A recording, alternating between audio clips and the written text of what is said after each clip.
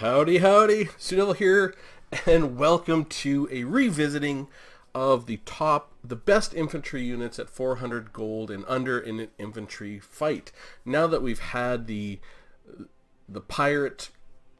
zombie pirates DLC, the Vampire Coast DLC, they've had two new units added to this, the zombie pirate deckhand mob and the zombie pirate deckhand mob with polearms, and we've had a changing of the costing of Clanrat. So how would that change our top 29, which is now a top 31, and where do these units fit in? So I'll show you the testing I did. We'll quickly look at the spreadsheet, and then we'll go to the results. This should take not too long, and then we'll actually have a discussion about the results. So the zombie pirate deckhand mobs, I've seen them talked about a lot, and they're used in many front lines because they do have armor piercing. They have very poor stats, but they are anti-large. They do not have charge defense against large, or do they? Yeah, they do have charge defense against large. And they have 13 bonus versus large, which is really good. That would give them a melee attack of 27 if they were fighting large and a weapon strength of 40. But they're used just lots in the normal front line just to hold off regular troops. So let's just go and grab the right map before I forget. Unit testing field. So I use two mods for this. Pick any general and unit testing fields, and we'll go in and I'll show how I run the test. For anyone who hasn't seen this sort of testing before, this is really an abridged version of the first video. I think I made 4 or 5 videos of unit testing at 400 gold and under. This is going to be one single video, and I'm going to go over the changes specifically in the new list. So for the tests, I really try and make my test repeatable. So I try not to touch anything. So I just basically hit start, tell them to go fight, and then when the two units contact, I take note of the time, which would probably 59:49-ish, and then I let the battle kind of go. Now I do a bit of special testing for undead, is that I watch their leadership, and when it falls below 0 and they start to crumbling, that is when I stop the test, because I don't want to get that crumbling in. It doesn't really help the data. It actually hurts the data. I know they do keep fighting even though they're crumbling, but in this case our basic dwarf warriors are beating down these zombie pirates. We're at basically almost 10-1 in kills. We'll call it 8 or 9-1 in kills, and you can see the zombie pirate deckhand mobs leadership's at 4 right now. They're getting ready to really start crumbling, and there it is. So they're starting to crumble, and which causes damage to themselves. They're at -2 leadership. So this is where I would stop the test at 56 minutes. That would tell me that the test lasted about 3 minutes and 30 seconds, sort of in that 210 seconds, and that's how I'm going to calculate the value. So I'll go over to the spreadsheet now, and here we have our zombie pirate deckhands with polearms at 400 gold. I look at the start time, 59 minutes 40 seconds. I only did 5 tests for this one, and I take the end time, 56:47. How many seconds did the battle take? So it, on average, took just over 3 minutes. What was the starting hit points and the finishing hit points of each unit? I divide those through by the gold for each, so I can get a total gold differential. I look at the DPS, the damage per second of each unit, the gold per minute, and the gold ratio, how much gold did I have to spend to get that gold, and I get some final numbers, which tells me how long were they in the fight for, 187 seconds.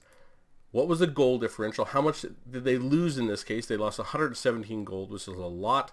And what rate were they losing that? 38 gold per minute. And then we're going to compare those things in a larger list. So it turns out the zombie pirate deckhand mob with polearms is actually very poor, and the zombie pirate deckhand mob is also extremely poor. And we'll go to the end analysis. So where they ended up slotting in was 27 and 29 out of 30. So really weak value. I know you can heal them, but you generally will not. These will not be healed. They're just there it's a tar pit. So, significantly below the zombies. I mean, these are stratifying correctly, but they're actually quite a poor unit. And this is why one of the recommendations I made for analyzing the DLC was to say that zombie pirate deckhand mobs and the polearms should be made a little cheaper. Maybe the polearms could remain at 400 because they have anti-large armor piercing. So maybe that's all right. But the basic zombie pirate deckhand mobs should probably be around 250. That might plop them up around by the zombies. And I think zombies should be around 100. But that might plop them around the middle of the pack, and it would help that faction a little bit in terms of their tar pit units. Now, what I think they did with the Skaven was almost perfect. They basically reduced Clanrat's cost by 25 across the board. Now, Clanrats are already stratified correctly, meaning the Clanrats were the most valuable, then the Clanrats with shields, then the Clanrat spears, and the Clanrat spears with shields. Meaning that this is how they should stratify when they're fighting against another infantry. Meaning you have to give up something to get that shield. You have to give up something when you get the anti-large, you know, and they should stratify correctly. Now they stratify beautifully, and along with Skaven slaves, like the Skaven are actually the Skaven and Bretonnia are both fantastic examples of under 400 gold done correctly. And Skaven slaves are actually the most valuable. They're number 1, but the Clanrats went from number 8 to number 3. Your basic Skaven Clanrat is now a highly valuable unit. Your Clanrat with shield went from 15 to 7. It's really not too bad. Your Clanrat spears went from 25 to 17, and your Clanrat spears with shield went from 26 to 25. So it really didn't go up much at all. So when we look at this list again, and I just put this list, I did this list July 20th, 2018 in the summer, and I did this list in November 14th, 2018 after the DLC. But Skaven slaves are number 1, very good, low cost, high value infantry under 400 gold. Peasant mobs number 2. Skaven now just the Clanrats number 3. Men at arms from Bretonnia are very good at 250 gold. Number 4. The spearmen with shields. This was the one that I had the sort of the issue with, was the Empire spearmen with shields are number 5. And they're coming in higher than the Empire swordsman and the regular Empire spears. So this would say to me there is no Empire unit, the swordsman or the spears, even though they're good, that you would take above the spearmen with shields, because they perform better, plus they have shields. And they actually have a nice little trick you can do with chevrons. And then Skaven slaves, Clanrats, swordsmen, goblins, marauders, you know, knight goblins, spearmen, men-at-arms, marauders. And I think now mid is sort of that 16, 17. That's Clanrat spears. So, and dwarf miners. So dwarf miners sort of stratified a little bit because Clanrat spears came between them. But again, the lowest on this level are skeleton spearmen, and they should be, right? They should be very low because they do have fear and they have other things that make them good. You know, the zombie pirate deckhand with the polearm, yeah, okay, I could see it being down there. Zombie pirate deckhand should be a little higher. And again, this Ungor spearman herd is about where they should be. But this Ungor herd for the beastmen at 400 is way underperforming. This really should have more stats for 400, or should be sort of costed at probably 350 or something like that. But anyways, that's the quick update.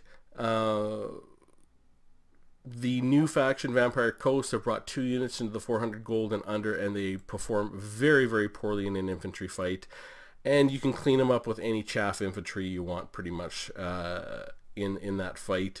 And the Clanrats, the Skaven infantry just got better. So I think this is really going to help Skaven more than people might think. That, like, it's surprising how little you see Skaven slaves, even though they're a very good value for 125. They're fast. I know their leadership is awful and they can be fear and terror bomb, but who's going to send, you know, Karl Franz on his death claw after Skaven slaves to fear and terror them away? I mean, so it's literally, they're worth so little, it's worthless to do that. It's worthless to waste a charge on them. Like, they're kind of a neat unit. And the Clanrats coming in at number 3 at 300. Now that is a beautiful price for them. They're a very solid unit, and I just love the way the Skaven stratify through this list, which is fantastic. And I'll think along with Bretonnia, they're sort of the example of how this should look, and I really quite like it. So anyways, not much else to go over in this video, just an update on the top 31 at 400 gold and under, and a look at where the Vampire Coast units slide in to that list, and what happened to the Skaven. Where did they go at that list? So hope you found it interesting. Make some comments on anything below. I'd love to hear from you. And with that said, I will see you soon.